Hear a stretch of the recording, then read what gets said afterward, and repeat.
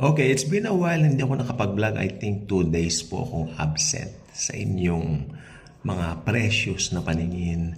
Gawa po ng sobrang ulan at syempre ako po ay nakadama din po ng medyo hindi maganda sa aking pakiramdam dahil alam niyo yung tipong nakakapanghina, ganun po. Basta hindi ko po maintindihan ang katawan ko that time. Pero ngayon okay na naman po ako, nakaregain ng strength. So, eto na naman po tayo. Indoor naman po tayo ngayon. We're making it indoor dahil umaatik-atik po sa labas. Okay? At ang topic po natin ay napakaganda dahil ito po ay may kinalaman po sa second coming ng Panginoong Hesukristo. Yung second coming ni Jesus, ito po yung time na kikilalanin na siya ng mga Hudyo bilang Diyos at tagapagligtas ng kanilang mga buhay. Okay? So, the Holy Bible, the Word of God, nasaan po yung mga Bibles nyo? Come, open it with me sa Zechariah chapter 14. Dito muna po tayo. Bali, kakaiba po kasi ito. Chapter 14 muna, tapos talon tayo ng chapter 12 mamaya. Pabalik po tayo. Paliwanag ko po mamaya kung bakit. Kasi ganun po yung binabanggit ng talata. Okay? Hindi po siya chronological kasi nakasulat sa Bible, hindi siya chronological order. Kaya yung mga gustong malaman yung pagkakasunod-sunod ng Bible, bumili po kayo ng chronological Bible. Meron din po yun. Pero ako, prepare ko po talaga ang original na Bible dahil ito po talaga yung nakasanayan na po natin. Traditional, kumbaga. Okay. Zechariah chapter 14 verse 4. Okay?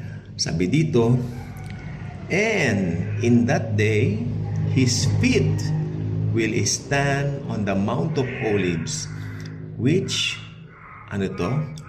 faces Jerusalem on the east, and the Mount of Olives shall be split in two.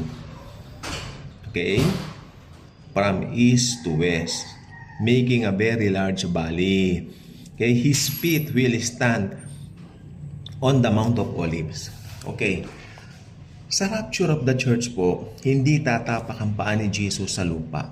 Nakasuspend lang siya sa langit, hinihintay po tayo. Kukunin lang po niya tayo sa rapture para magbigay na po siya ng reward sa atin sa langit sa loob ng 7 years. While naman natin sa lupa, delubyo sa lupa ang mga panahon na yaon. Yun po yung tribulation. Isang 7 years na buo na tribulation. Okay? So, tingnan po natin dito. Mga Bibles po, Zechariah chapter 14 verse 4. Hindi mo mabasa maliit ng letters. Ulitin ko. Tingnan nyo, binigyan din po dito yung and in that day, his feet will stand on the Mount of Olives. Si Jesus po nung pumanik sa langit sa Mount of Olives, maliwanag po ngayon, ang kanyang pagbabalik ay sa Mount of Olives din. Kung saan siya pumanik, doon din siya babalik. Napakaliwanag po ng Bible sa usaping yan. Okay? Ngayon, pagbalik po niya rito, ang purpose po nun yung millennial kingdom. Pero tignan po ninyo, meron po siyang mga pinangakuan ng covenant na hindi niya kinalimutan. The Jewish people, the Jews. Dahil kung babalik po tayo, sabi ko ba, magbabalik po tayo sa chapter 12. So ito na naman po tayo sa chapter 12. Yan, naka-highlight na po siya. Basahin. Hindi pa naman mababasa. Okay, ako lang babasa. Okay. Sabi dito, amen. Zechariah chapter 12 verse 10. Yung filter na ba? Zechariah chapter 12 verse 10. Mga Bibles po natin please. And I will pour on the house of David and on the inhabitants of Jerusalem the spirit of grace and supplication. Then they will look on me whom they pierce.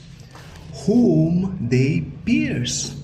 Siya yung pinierce, di ba? Siya yung nakapako tapos tinusok, inulos sa tigiliran. That's Jesus. Oh, he'll look at me whom they pierce. Yes, tingnan nyo. They will mourn for him as one mourns for his only son and grieve for him as one grieves for a firstborn. Hindi kasi nila kinilala ang Panginoong Jesus na Diyos at tagapagligtas nang siya'y pumunta rito. Matigas ang puso ng mga taong nabuhay nung unang panahon na yaon. Kaya hanggang ngayon may mga nagmamatigas pang puso. Pero darating ang time, they will receive Jesus. Ang mga Hudyo, may covenant ang Diyos sa kanila at ito po ay mangyayari. Okay? So, bago niya simulan yung kanyang millennial kingdom, ang sweet promise na ito ay matutupad sa mga Hudyo. Okay? Because during that time, magsisisi po sila. They will repent. May repentance na magaganap. Change of mind. Ito pala ang Diyos na makapangyarihan sa lahat na nireject namin noon. So, tinatanggap na nila ngayon. Okay? So, yun po ang katotohanan ng Bible. Binabanggit ng Bible, they will receive Jesus as the Almighty God during that time. At maghahari po si Jesus sa buong mundo. Saan po ang pinaka-headquarters? Sa Jerusalem. Diyan po tayo. Kasama po tayo. Tayo po ay mga anak ng Diyos na minamahal niya.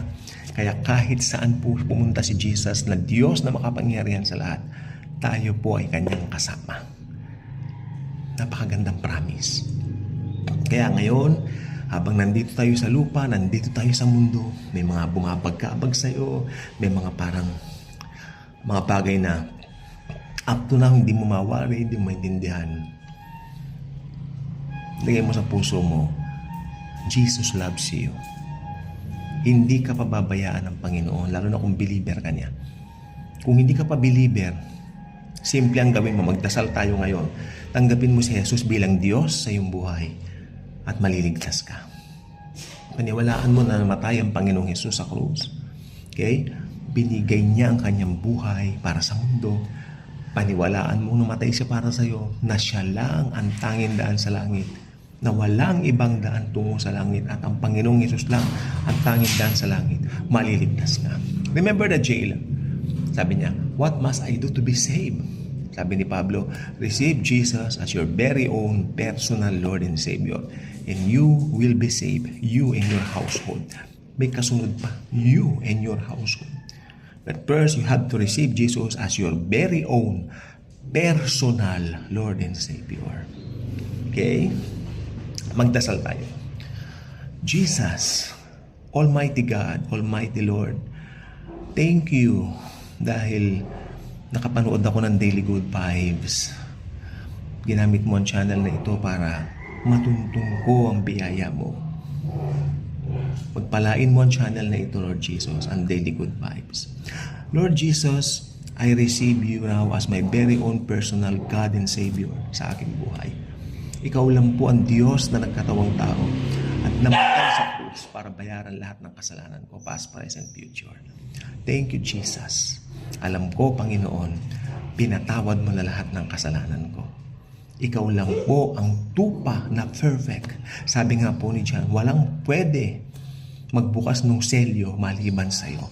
That because you are the Lamb of God who takes away the sins of the world. Thank you, Jesus. Be the driver and pilot of my life from now on. You are my God, my Savior. Amen at amen. If you pray that simple prayer, I believe you got born again, you got saved. Start reading the Holy Bible, the Word of God, the Word of Jesus. Share it to others. And kung may time kayo, mag-fellowship kayo. Pero hindi institutional church, ha?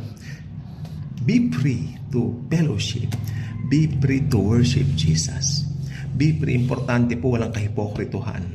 Kasi may mga iba po ko nakitang Kristiyano, nagdadasal po. Ako po yun. May na-meet po akong pastor dati. Parang siyempre bilang kapwa believer, mag-ano po kami, magkwekwentuhan, ganun-ganon. Tapos sa gitna po ng mall, SM Mega Mall, doon kami nag-pray. Ba't pastor dito pa sa gitna? Para makita raw ng mga tao na Kristiyano kami. Parang may showy na something. Hindi po ganyan ang Christianity. Ang Christianity po, totoo po sa puso. Hindi mo pinapakita na parang Kristiyano ka, ganun. Hindi po, lalabas po yan ng natural. Christianity is natural and powerful and spiritual. Hindi po siya yung parang ginagawa mo to gain attention, para kumuha ng attention. Christianity is free and freedom itself. Thank you. And Jesus loves us all. Mahal niya tayo. God bless.